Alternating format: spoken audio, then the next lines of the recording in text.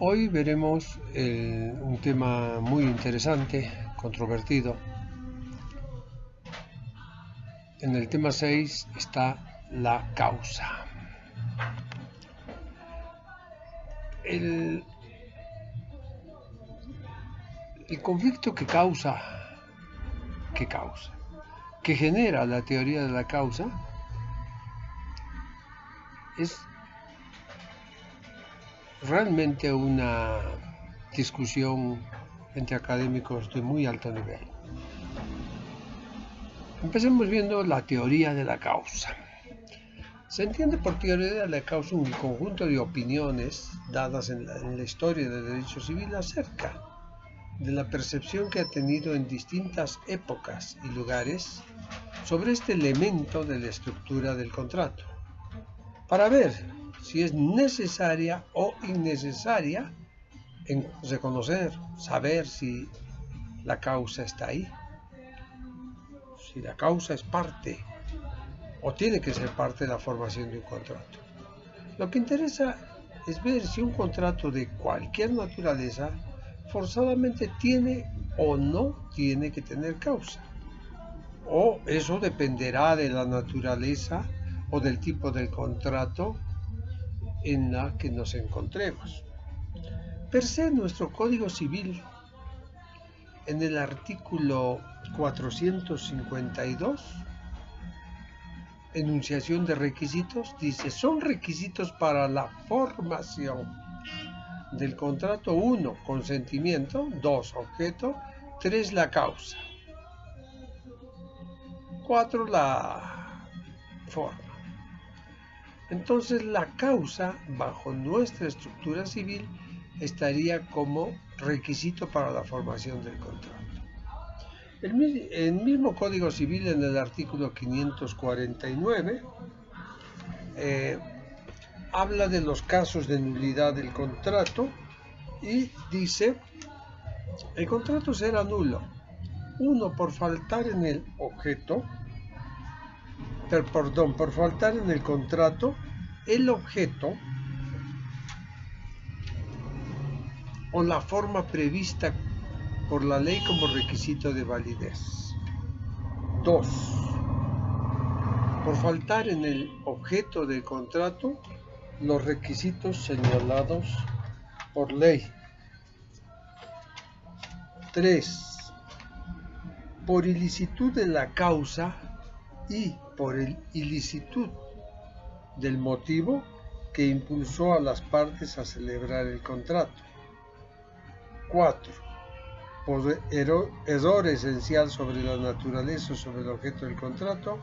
Y 5, cláusula abierta en los demás casos establecidos por ley.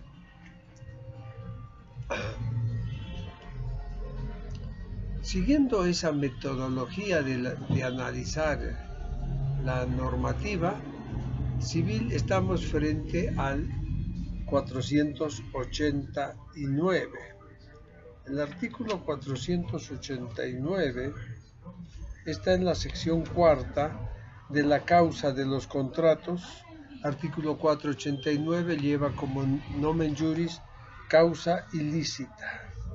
La causa es ilícita cuando es contraria al orden público o a las buenas costumbres y cuando el contrato es un medio para eludir la aplicación de una norma imperativa. El 490 tiene como nomen juris motivo ilícito. Y dice: el contrato es ilícito cuando el motivo que determina la voluntad de ambos contratantes es contrario al orden público o a las buenas costumbres. Básicamente lo mismo que el anterior, solo que el anterior agregó: o cuando el contrato es un medio para eludir la aplicación de una norma imperativa. Entonces, fíjense ustedes que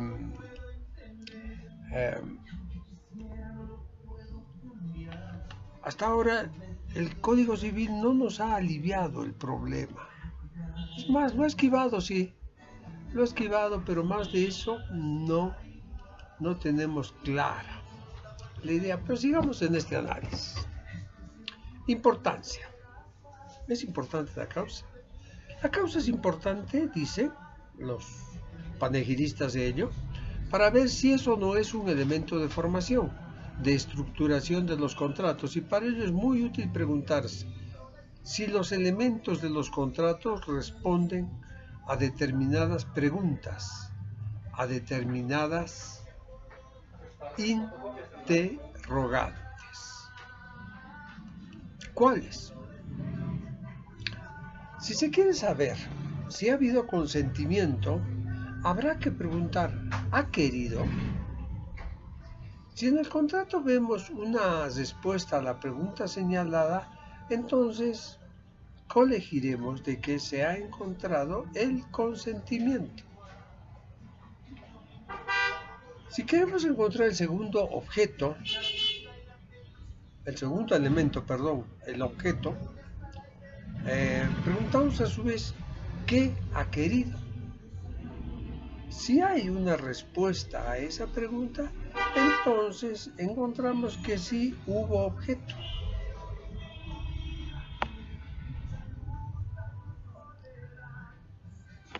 Mucha gente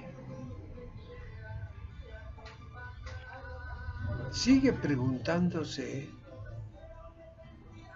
en estas interrogantes, entonces la causa del contrato ¿es la causa de la obligación? Una escuela dice, hay que seguir preguntándose. Para responder a qué es la causa de la obligación hay que preguntarse por qué ha querido el vendedor. ¿Qué? Transferir el derecho de propiedad de la cosa. ¿Por qué ha querido el precio? ¿Por qué ha querido el comprador pagar el precio? ¿Por qué ha querido la cosa?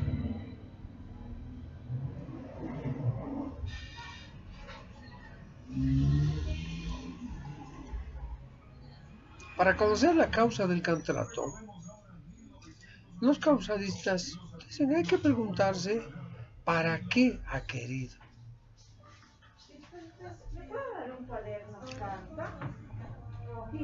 En este sentido, los causalistas son apoyados por la teoría neocausalista de Henry Capitant, que dice: la pregunta ¿para qué ha querido? Está impregnado de un subjetivismo.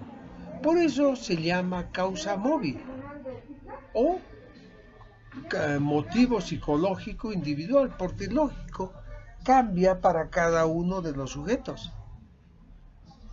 Se modifica de acuerdo a la estructura misma mental de cada sujeto.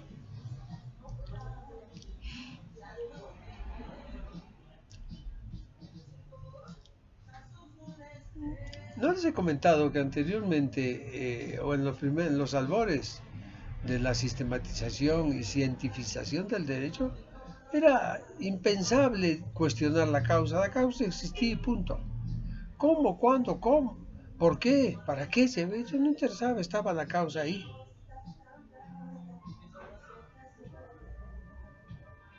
Pero estaba con una dualidad. Porque la causa como elemento de la obligación estaba como un elemento de naturaleza objetiva, de naturaleza técnica. En cambio, la causa como elemento del contrato era esencialmente volitiva, psicológica, personal. Entonces teníamos una estructura de pensamiento que nos permitía ver a la causa bajo dos lentes, bajo dos ópticas, sin tener todavía noción clara de qué era la causa. Por eso es que es bueno que lo conceptualicemos bajo una de las escuelas, obviamente. La teoría causalista dice que la causa como elemento de la obligación es aquel fin inmediato, abstracto, impersonal, directo, rigurosamente idéntico en todos los contratos, que pertenecen a la misma categoría y que las partes conocen de antemano y persiguen al celebrar el contrato.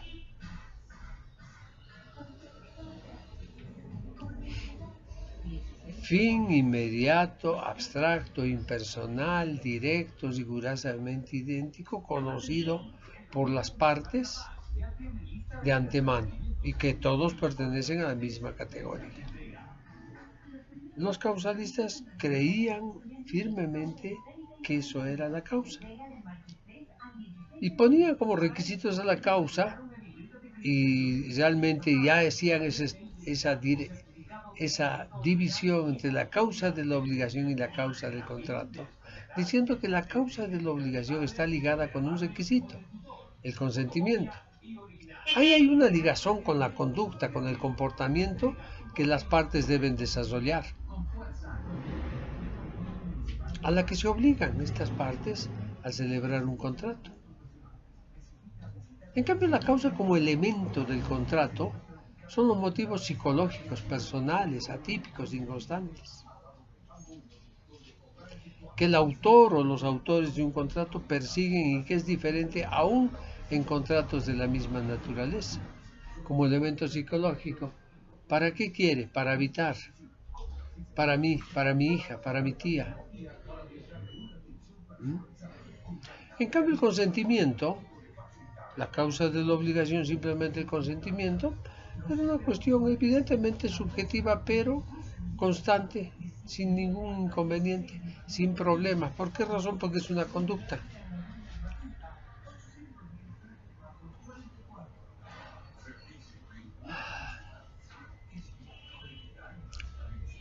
Entonces se empieza a analizar la causa de acuerdo a la aplicación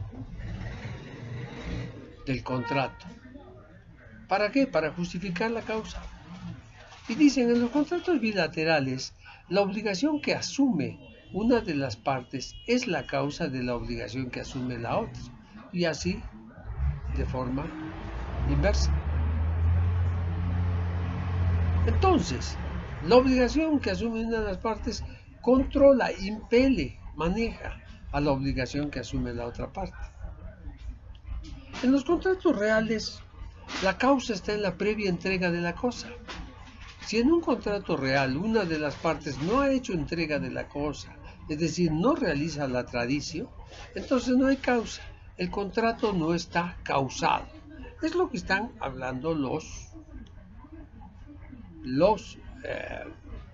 causalistas. Con ese análisis dicen, en los contratos a título gratuito, la causa está en la intención de hacer el acto de liberalidad. En el consentimiento.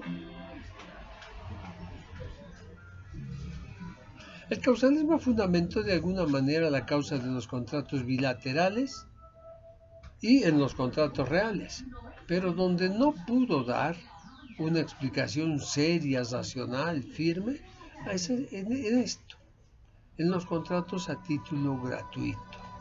¿Por qué? Porque ahí ya no había esa devolución, sino simplemente era dar por una parte y recibir por la otra.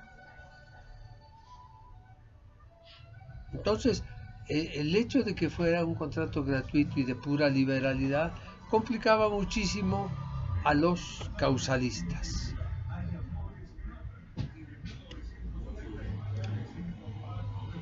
Dentro del mundo de las ideas jurídicas, empieza a verse la teoría anticausalistas con el gran Planiol a la cabeza. Este criterio anticausalista tiene una base: la causa en principio y la causa como elemento del contrato. Y postula que ambas son falsas e inútiles. Y lo justifica de la siguiente forma. En los contratos bilaterales, para los causalistas la obligación que asume una de las partes es la causa de la obligación que asume la otra parte, y de forma inversa. Los anticausalistas con planeo en la cabeza dicen esto es falso, absurdo. No tiene fundamentos teóricos serios. ¿Y cómo lo fundamentan? A la causa de la obligación, cuando los causalistas dicen que la causa de uno es la obligación que asume el otro, de manera que recíprocamente se sirven de causa y efecto, se está queriendo decir que causa y efecto surgen al mismo tiempo para recíprocamente servirse de causa. Esto no es lógico, dicen ellos. Por lo tanto, el fundamento de la teoría de la causa en los contratos bilaterales es absolutamente falso. ¿Cómo critica la causa en los derechos reales? Ataca así. Los causalistas decían, cuando hablaban de la causa como elemento de la obligación, hablaban de un fin inmediato, inclusive en el concepto. Un fin que se consigue de manera inmediata, pero resulta que cuando se dice que la causa de los contratos reales está en la previa entrega en la tradición, se ve que ese no es un fundamento cierto. No es posible entender que se puede entender a la causa en un acto, en un hecho como es la entrega de la cosa. No es entendible. No explica el dilema de la causa. Otra crítica que se da a otro segundo razonamiento de que en los contratos reales exista la noción de causa es falso. ¿Por qué razón?